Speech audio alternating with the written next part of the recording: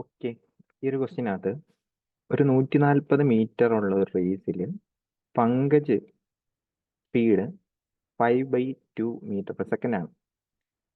അവനാണെങ്കിൽ നമ്മുടെ Arun 20 metre start കൊടുത്തു. ഓക്കെ, സ്റ്റാർട്ട് കൊടുത്തു.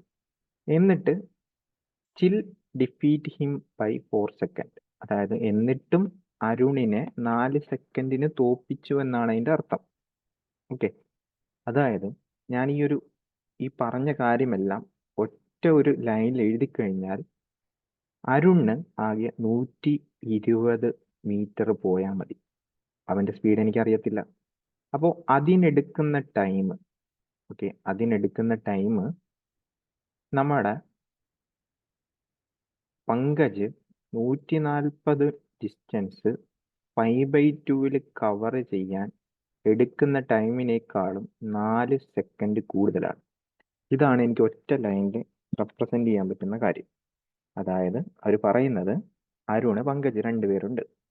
അതിനകത്ത് പങ്കജിന് 20 മീറ്റർ സ്റ്റാർട്ട് കൊടുത്തിട്ടും അവനെ 4 സെക്കൻഡിന് തോപ്പിച്ചു എന്നാണ് പറയണം. അപ്പോൾ അതിൻ്റെ അർത്ഥം ഇതാണ്. ഓക്കെ, ഇതിൽ നിന്ന് നമുക്ക് ഡയറക്റ്റ് ആയിട്ട് എന്ത് ചെയ്യാം?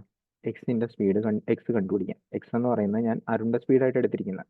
ഇത് ചെയ്ത് കഴിയുമ്പോൾ 280/5 280/5 എന്ന് പറയുമ്പോൾ തന്നെ എത്ര വരും? 5 പ്രാവശ്യം പോവും. ബാക്കി 25, ബാക്കി 30 വരും, 56 വരും. അതായത് ഇവിടെ 60 വരും. സോ എക്സ് എന്ന് പറയുന്നത് 120/6 60 120/60 എന്ന് പറയുമ്പോൾ 2 മീറ്റർ പെർ സെക്കൻഡ് എന്ന് പറഞ്ഞു കിട്ടും. 2 മീറ്റർ പെർ സെക്കൻഡ് എന്ന് പറഞ്ഞു കിട്ടും. സോ ഇതായിരിക്കും അതിൻ്റെ ഫൈനൽ ആൻസർ ആയിട്ട് വരുന്നത്.